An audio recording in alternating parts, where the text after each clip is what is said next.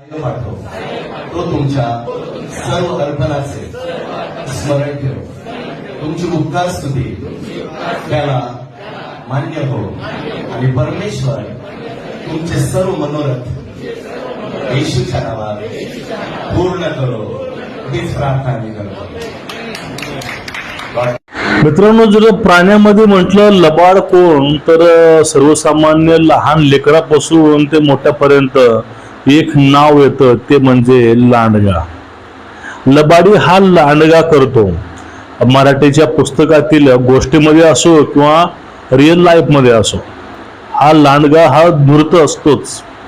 पण ह्या राजकारणामध्ये, ह्या समाजामध्ये तो धूर्तपणा नेमका करतोय को. आज आपल्याला त्याच विषयावरती मित्रांनो बोलायचं आहे. रामकृष्ण हरी. सर्वांना एक विनंती आहे, चॅनलला सबस्क्राईब करा, बेल आयकॉन दाबा आणि व्हिडिओ शेअर करा.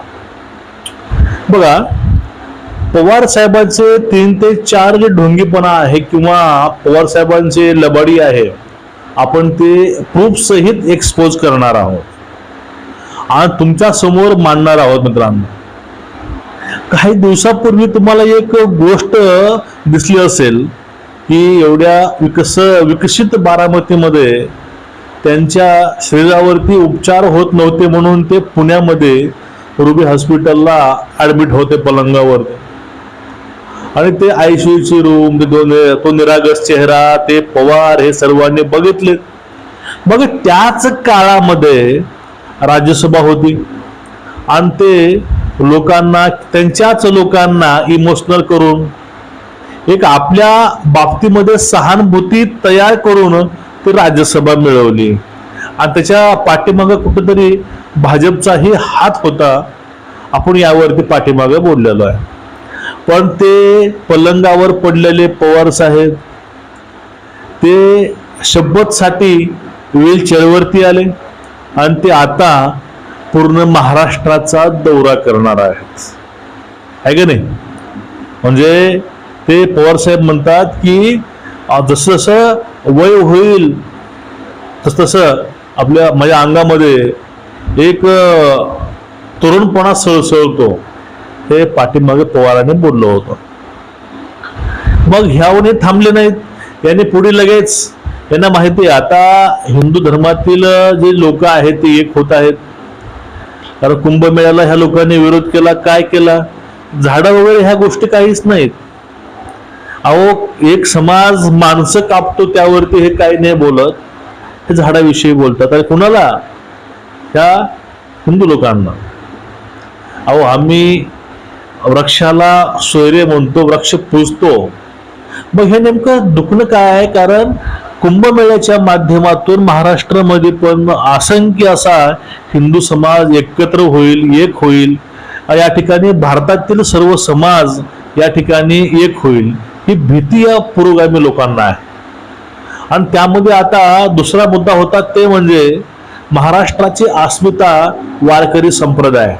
वारकरी संप्रदाय जी वारी असते, ही वारी सगळ्यात मोठी असते मित्रांनो आपल्या भारतामध्ये म्हणा किंवा महाराष्ट्रामध्ये म्हणा. त्या वारीमध्ये असंख्य लोक असतात. अनेक जाती, अनेक पंथ, अनेक धर्म या ठिकाणी एकत्रित येऊन पांडुरंगाच्या वारुळामध्ये मग्न होतात. लहानापासून मोठ्यांना नावानं हाक मारले जाते. ते नाव म्हणजे माऊली. आपण माऊली ही आईला म्हणतो. एकमेकाला तिथं लोक आई म्हणतात, माऊली म्हणतात. आता याच परंपरेवरती पवारांनी हल्ला केलाय. आणि त्याहून पुढे गेलं तर काय की हे पुरोगामी म्हणतात. पुरोगामी म्हणजे काय? म्हणजे ह्या वारकरी संप्रदायामध्ये असे लोक येव, त्यांनी देवाला शिव्या घातल्या पाहिजे. देव नाही, तुम्ही मूर्त्या पूजू नका, देवदेव करू नका, हे धर्मग्रंथ वगैरे काहीच नाहीत, अजिबात त्या गोष्टी नाहीत. जे काय आहे ते हे.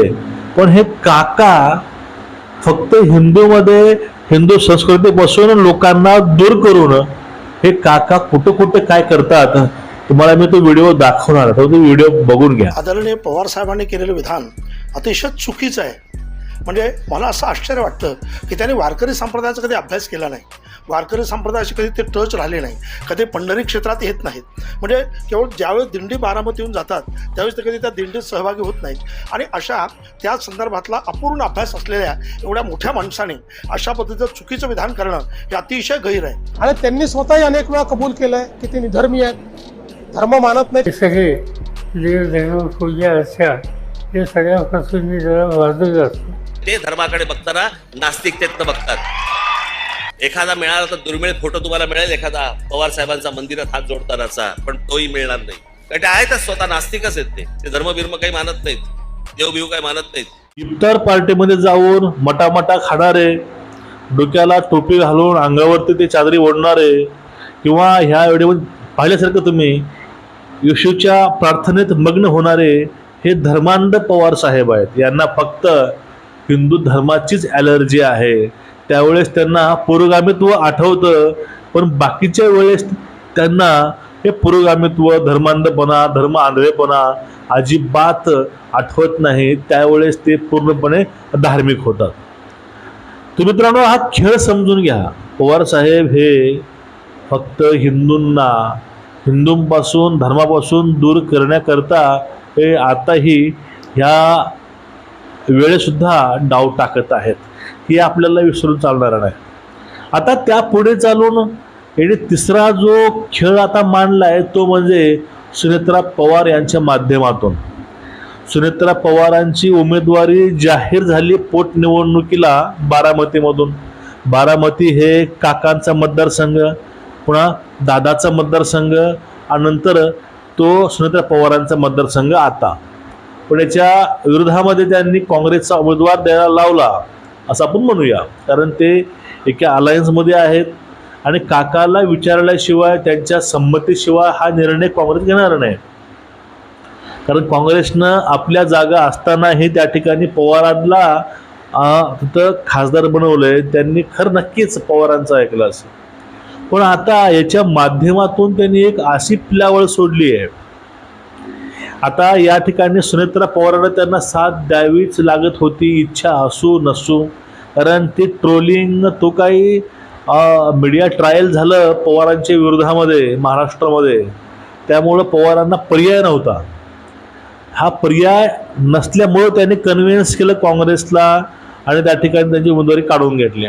पण आता जो पुढचा नेक्स्ट लेवल गेम असा चालू आहे, सध्या पवारांच्या माध्यमातून त्यांचे चेले चपाटे असणारे राऊत यांनी एक नवीन आता उद्योग चालू केला आहे. तो म्हणजे महायुतीमध्ये सगळ्यात जास्त जागा भाजपच्या असताना आणि माननीय देवभाऊ मुख्यमंत्री असताना सुनेत्रा पवारांना मुख्यमंत्री करा, सुनेत्रा पवारांना भाजप मुख्यमंत्री करणार का?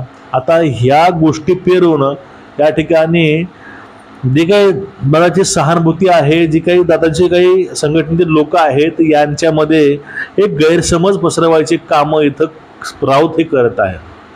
आता यातून त्यांना काय साध्य होणार हे काकालाच माहीत. पण आता सुनेत्रा पवारांची राष्ट्रवादी खिळखिळ करण्याच्या माग काका हे लागलेले आहेत. याचंच प्रत्यय म्हणजे हे राऊतांची पोटशो. हे एकूणच असे अतिशय चांगले काका हे नास्तिक आहेत आणि हा नास्तिकपणा फक्त हिंदूंच्या बाबतीमध्ये आहे. तुमचं एकूणच या विषयावरती मत काय नक्कीच व्यक्त व्हा. व्हिडिओ शेअर करा. रामकृष्ण हरी.